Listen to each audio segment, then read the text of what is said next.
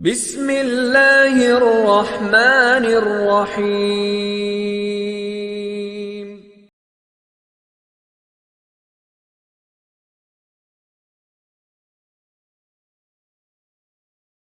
حضرت ابو ذر غفاری رضی اللہ تعالیٰ عنہ آپ فرماتے ہیں کہ رسول اللہ صلی اللہ تعالیٰ علیہ وسلم نے ارشاد فرمایا، اے میرے صحابہ، ہر مسلمان آدمی پر ہر روز صدقہ کرنا ضروری ہے۔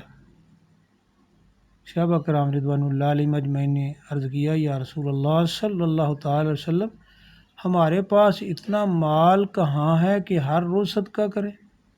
تو رسول اللہ صلی اللہ تعالیٰ علیہ وسلم نے فرمایا، صدقہ کرنے اور ثواب حاصل کرنے کے ذرائع بہت سارے ہیں، صرف مال ہی سے صدقہ نہیں کیا جا سکتا، اور بھی کچھ طریقے ہیں جن سے صدقہ کا ثواب حاصل کیا جا سکتا ہے اور اسے صدقہ کہا جا سکتا ہے۔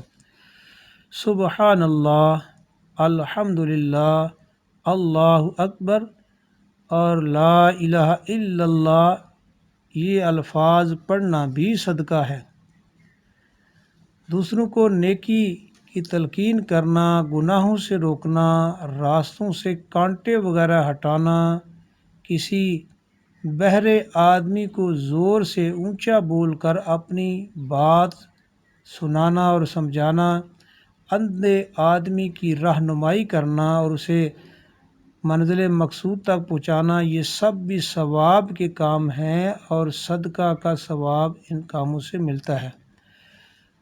آدمی کو اس مقصد کے سلسلہ میں رہنمائی کرنا اور مصیبت زدہ فریادی کی مدد کے لیے دوڑنا بھی صدقہ ہے۔ نیز کسی کمزور کے بوجھ کو جو اس سے نہ اٹھایا جا رہا، اسے اپنے ہاتھ یا سر پر اٹھا لینا بھی صدقہ کہلاتا ہے۔ اوپر کے تمام مذکورہ کام اگر تم کرو تو مالی صدقات کے برابر ثواب ملے گا۔ ترغیب و ترہیب بحوالہ ابن حبان۔